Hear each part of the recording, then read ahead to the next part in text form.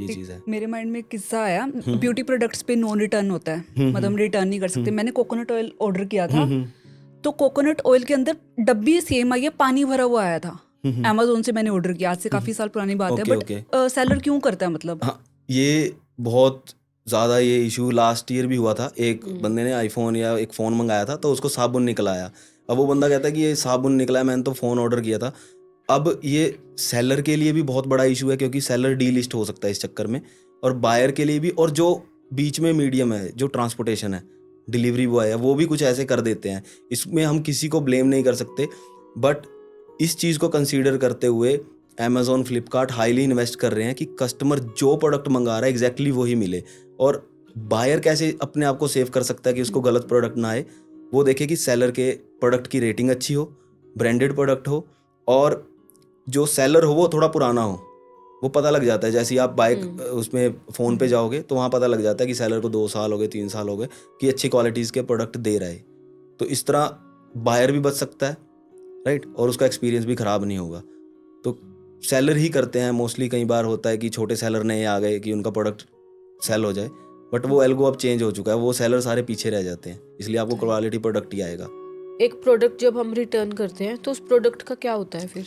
Return करते हैं, ये दो मतलब इसके भी 2-3 आंसर्स हैं।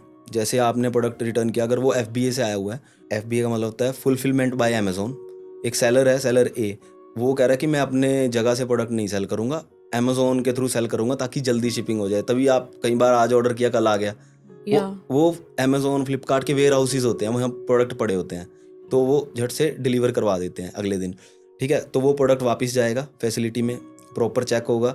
अगर वो ओके है, उसकी बॉक्स वगैरह इंटैक्ट है, तो वो दोबारा रीसेल हो जाएगा। अदरवाइज वो रिन्यूड कैटेगरी में चला जाएगा। रिन्यूड मतलब? रिन्यूड मतलब कि ये रिन्यू हुआ है, तो आप अमेज़ॉन पे अमेज़ॉन रिन्यूड करोगे तो वो रिन्यूड प्रोडक्ट आ जाते हैं। तो उसका प्राइस वो उससे वो कम करते हैं हाँ, ओरिजिनल काफ़ी कम होता है उससे। ओके। यस, उससे काफ़ी कम होता है। मतलब कई बार लैपटॉप्स ऐसे होते हैं, जैसे मैंने लैपटॉप मंगा लिया, मैंने उसको ओपन किया, उसका बॉक्स सील वगैरह ओपन कर दी, और मेरे को यूज़र इंटरफेस या मेरे को उसकी स्पेसिफिकेशन अच्छी लगी, मैंने रिटर्न कर दिया। तो रिटर्न जाके वो अमेज़ॉन रिन्यूड में चला जाएगा। अब वो कस्टमर का एक्सपीरियंस ना ख़राब हो तो अमेज़ॉन उसका रिफ़ंड कर देगा, और सेलर उसको रिन्यूड कैटेगरी में डाल देगा। तो वो ओपन बॉक्स हो गया या सेलर का रिन्यूड हो गया, उसमें चला जाएगा वो सारा। जैसे वो प्रोडक्ट बिल्कुल हाँ, ओके ओके था, था। तो इसकी रिस्पॉन्सिबिलिटी फिर जो लॉस होता है बेसिकली वो अमेज़ॉन बियर करता है। अमेजोन बेयर यस करता है यस। अगर वो हाँ FBA है। हाँ, उसको रीइंबर्समेंट बोलते हैं। तो वो सारा रीइंबर्समेंट अमेज़ॉन या फ्लिपकार्ट वो सेलर को पे करता है, क्योंकि इसमें सेलर का कोई फॉल्ट नहीं है। ओके। ये चीज़ है। एंड ये तो था थ्रू FBA। अगर वो खुद से सेल कर रहा है, खुद अपने स्टोर से डिलीवर कर रहा है, देन खुद अपने स्टोर से डिलीवर कर रहा है, उसके पास रिटर्न आ गया प्रोडक्ट, राइट, रिटर्न आ गया, वो खुद भी ऐसे ही चेक कर सकता है। अगर वो ओके नहीं है, ठीक है, तो वो उसकी फ्लैश सेल होती है या डील्स होती है, उसमें भी डाल सकता है वो। तो ये सारी निकलती हैं इनकी। ओके। बट इनकेस फिर सेलर को लॉस हुआ क्योंकि किसी को स्पेसिफिकेशन पसंद नहीं, उन्होंने पूरा लैपटॉप ही वापस भेज दिया, तो ऑब्वियसली होता शिपिंग है, का चार्ज शिपिंग पड़ा। शिपिंग के चार्जेस डलते हैं उसको, फॉरवर्ड बैकवर्ड शिपिंग के अदर। और एक और इसमें है, अगर मान लो कस्टमर वो प्रोडक्ट नहीं लेता, कस्टमर वो प्रोडक्ट अपने डोर स्टेप से ही वापस कर देता, तो ई कॉमर्स प्लेटफॉर्म्स क्या बेनिफिट देते हैं? 0 शिपिंग, आपको फॉरवर्ड और बैकवर्ड शिपिंग ही नहीं लगेगी। ओके, हाँ सेलर को नहीं लगेगी। हाँ, सेलर को कोई शिपिंग नहीं लगेगी। Got जैसे it. सेलर ने भेजा, कस्टमर ने रिसीव नहीं किया, उसने डोर स्टेप से ही वापस कर दिया, बॉक्स ओपन नहीं हुआ, तो वो वापस आ जाएगा, सेलर का कोई चार्जेस नहीं लगेगा। ओके। हाँ, ये एंड जो आपने बताया अमेजोन FBA, तो ये हर ब्रांड कर सकता है उस अमेजोन के Yes. साथ टाई अप, या वो सिलेक्ट करते हैं? नहीं, हर ब्रांड कर सकता है। जैसे आपने GST है, आपका ट्रेडमार्क है, तो आप अगर मान लो दिल्ली से हो, दिल्ली में अगर आप कहीं से दिल्ली के किसी शॉप से आप रन कर रहे हो, आप चाहते हो कि मेरा FBA में दिखे, तो आपको APO भी लेना होता है अपने GST पर। उसको कहते हैं एडिशनल प्लेस ऑफ बिजनेस। ठीक है, ओके।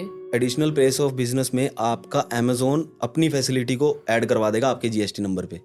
तो आप अपना शिपमेंट बना के अमेज़ॉन को दो, अमेज़ॉन अपनी शेल्फ पे रखेगा और उसको सेल करेगा।